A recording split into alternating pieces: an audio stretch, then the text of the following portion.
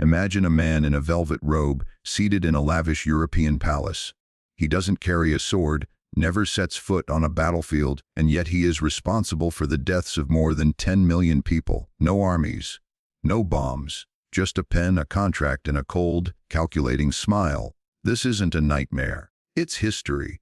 And the man is Leopold of Belgium, the architect of one of the most brutal, deceptive, and profitable colonial regimes the world has ever known. I will have a colony, at any cost. Leopold was born in 1835, not a warlord, not a conqueror, not even an adventurer. He was a tall, gaunt man with a long white beard and sharp eyes, more the look of a professor than a tyrant.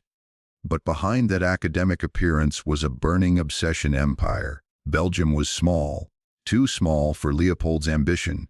While Britain, France, and Germany carved up the world, Belgium remained a minor player on the sidelines. Leopold wanted glory, and he found his blank canvas on the map Africa. At a diplomatic gathering, Leopold once told a colleague, "We must not lose sight of the need to bring civilization to the dark places of the earth." It sounded noble, but it was a mask, a well-polished lie. The greatest scam of the colonial era in 1885, at the Berlin Conference, where European powers sat around a table and divided Africa like a cake, Leopold made a stunning move. He didn't ask for territory for Belgium. Instead, he proposed a philanthropic mission. He founded an organization, the International African Association, allegedly to abolish the Arab slave trade, spread Christianity, and bring medicine to the Congo basin. Who could say no to such benevolence? And so, without firing a shot, Leopold was granted personal control over a land nearly 80 times the size of Belgium, the Congo Free State. Free, in name only.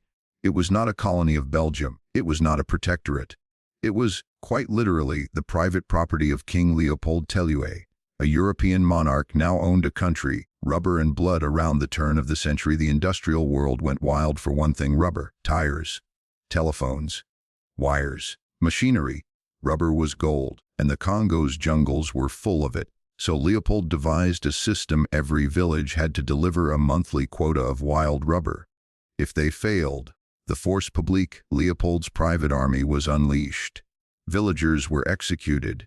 Children were kidnapped as hostages to force adults into labor. Entire communities were burned, and most horrifically, soldiers were ordered to cut off the hands of anyone who didn't cooperate, dead or alive, to prove bullets weren't wasted.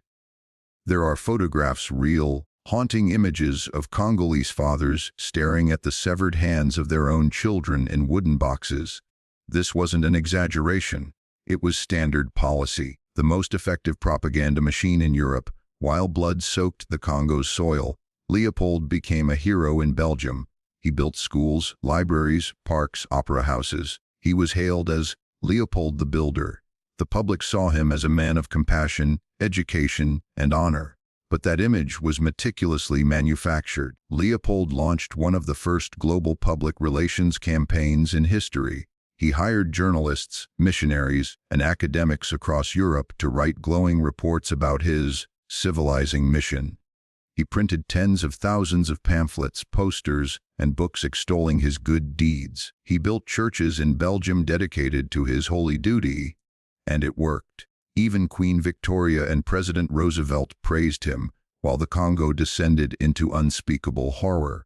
10 million ghosts and the man who hid every trace. It took nearly 2 decades before the outside world began to suspect what was happening in the heart of Africa. A few brave individuals like E.D. Morrill, Roger Casement, and novelist Joseph Conrad began connecting the dots. They gathered testimony, photographs, eyewitness reports. Conrad's novella Heart of Darkness was directly inspired by what he saw in the Congo, a journey into not just physical horror, but moral oblivion. Eventually, international pressure grew too strong to ignore. In 1908, Leopold was forced to hand over control of the Congo to the Belgian government. But just before he did, he burned the archives. Dozens of crates of documents, records, reports, names, numbers were set on fire in the royal palace courtyard. Evidence turned to ash. History erased by the man who wrote it.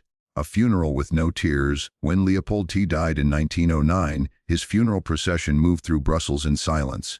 No cheers, no honor guards, no national pride. Instead, crowds turned their backs on the coffin. They jeered, they spat. The king who once ruled a hidden empire died alone, disgraced, and unloved. But the Congo did not recover. Its scars ran too deep, its people too broken, and the systems Leopold built, forced labor, resource extraction, corruption, racial hierarchy, would survive long after his body was buried. If you think Hitler or Stalin were the masters of propaganda, let me introduce you to Leopold II, the man who manipulated world opinion before the term public relations even existed. I don't need guns, I need pens. In an age without social media or real-time reporting, information could be shaped, filtered, erased. And Leopold understood that better than anyone. He didn't just rule with violence, he ruled with narrative. He hired journalists, missionaries, and scholars across Europe to publish books, essays, and articles praising his noble African endeavor. He distributed thousands of glossy pamphlets and maps showing the Congo as a land of opportunity and redemption. He hosted banquets, donated to churches, and even built entire cathedrals with plaques reading, "In gratitude to Leopold the Civilizer." And Europe ate it up. To the public, Leopold was a saint. To the Congolese, he was a curse. Joseph Conrad, the novelist who saw the abyss, among the few Europeans who actually set foot in Leopold's Congo, was Joseph Conrad, a Polish-born sailor and writer. What he saw there horrified him. He witnessed dead silence in villages that once thrived. He saw enslaved men dragging rubber through swamps while soldiers looked on. He saw madness not just in the eyes of the victims, but in the faces of those who believed they were doing good. He poured his rage and despair into a short novel, Heart of Darkness. It wasn't just a story, it was a scream, a quiet, damning scream that said, the horror is not in the jungle. It's in the hearts of those who came to tame it. But fiction wasn't enough. E.D. Morel, the clerk who discovered a crime scene. E.D. Morel worked for a shipping company in Liverpool. His job was simple: track imports and exports. But one day, he noticed something strange. Ships leaving Belgium for the Congo carried thousands of rifles, chains, and ammunition. But returning ships held only rubber and ivory. No payment, no merchandise, no exchange. To Morel, it was clear this wasn't trade, it was theft. And so, a humble shipping clerk became an activist. He quit his job and founded the Congo Reform Association, one of the first international human rights campaigns in modern history. He teamed up with British diplomat Roger Casement, who traveled to the Congo and documented the atrocities with photographs and eyewitness testimonies. The images were graphic: severed hands, children with missing limbs, burned villages. For the first time, Europe had to look at the monster it had created. Confession by firelight. By 1908, the pressure was overwhelming. Governments, clergy, activists, even parts of the Belgian public began to demand answers. Leopold had no choice but to surrender the Congo to the Belgian parliament. But before he let go, he made one final move. He destroyed the evidence. 50 crates of documents, correspondence, financial records, and internal reports were dragged into the courtyard of his palace and burned. Gone. The names, the numbers, the orders. Leopold knew what all tyrants eventually learn: if there is no paper trail, history can be rewritten. Legacy etched in marble, not blood. Today, if you walk through Brussels, you'll see Leopold II everywhere. Statues with outstretched arms, boulevards that bear his name, schools, squares, libraries dedicated to his service to the nation. But there are no monuments to the Congolese victims. No plaques mentioning the 10 million lives lost. No museums devoted to the darkest chapter of Belgian history. It is a silence louder than words. Modern Congo, a nation still struggling to breathe. Congo won independence from Belgium in 1960, but the legacy of Leopold never left. The country was left with almost no schools, no doctors, no engineers, because under Leopold's rule, education was forbidden for the local population beyond basic obedience. What followed were decades of coups, dictatorships, foreign interventions, and resource plundering. Rubber was gone.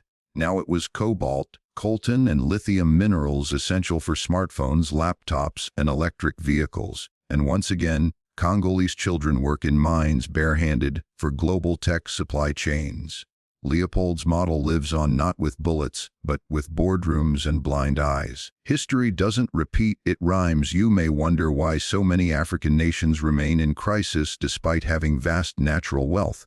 The answer begins in 1885, when one European king believed he could own a people. Leopold didn't just kill, he shattered. He dismantled systems, traditions, governance, memory. He created a void, a broken foundation that modern Congo still struggles to rebuild. That is the horror of colonialism. It doesn't just take your land, it rewires your world. When Leopold II died, he left Belgium a legacy of marble and bronze grand parks, royal palaces, boulevards lined with monuments. His fingerprints were on every inch of the country's modernization. But across the ocean, he left behind something very different. A nation of orphans, a population broken, a legacy written not in stone but in blood. Congo, a nation that was never meant to stand. In 1960, Congo gained independence. But what exactly did it inherit? There were almost no Congolese doctors, lawyers, engineers, or teachers because under Belgian rule, higher education was reserved for Europeans. No national infrastructure, no stable political institutions, and worst of all, no protection from the vultures waiting to swoop in. Within months, Congo fell into chaos: coups, assassinations, Cold War interference. The CIA helped orchestrate the murder of the country's first elected prime minister, Patrice Lumumba. In his place came dictators like Mobutu Sese Seko, backed by the West, who ruled for decades while foreign corporations looted the country's mines. The rubber barons were gone. Now it was oil, gold, diamonds, and more recently cobalt. The new chain's technology's dirty secret today, cobalt is the heart of every smartphone, laptop, and electric car battery. And more than 70% of the world's cobalt supply comes from the Democratic Republic of Congo. In the very same regions where Leopold's men once chopped off hands, children now dig with bare hands in toxic pits, inhaling poisonous dust, earning $1 a day to fuel $1 trillion global tech industry. We call it innovation. We call it green energy.